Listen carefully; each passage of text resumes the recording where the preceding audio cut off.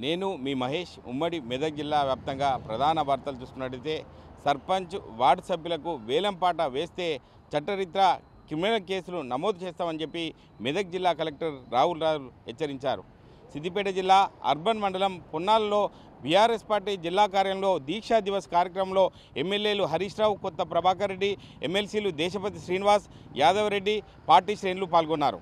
బీసీలకు 42% రిజర్వేషన్ ఇస్తానని చెప్పి ఇవ్వనందుకు నిరసనగా బీజేపీ ఓబీసీ మోర్చా మెదక్ జిల్లా అధ్యక్షుడు గడ్డం కాశీనాథ్ ఆధ్వర్యంలో సీఎం రేవంత్ రెడ్డి దీక్షబొమ్మను మెదక్ పట్టణ కేంద్రంలో దగ్ధం చేయడం జరిగింది. ఆశా వర్కర్ ఉద్యోగానికి రాజీనామా చేసి సర్పంచ్ అభ్యర్థిగా బరిలో ఉంటున్నానని చెప్పి సిద్దిపేట జిల్లా రాయపోల్ మండలం వడ్డపల్లి గ్రామానికి చెందిన రేణుక రాజాగౌడ్ కూడా గ్రామస్తులకు విజ్ఞప్తి చేశారు.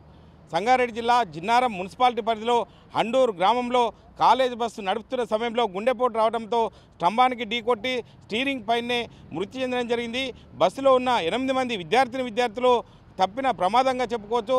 ఊపిరి పీల్చుకున్న స్థానికులు. ఇది తాజా పరిస్థితి.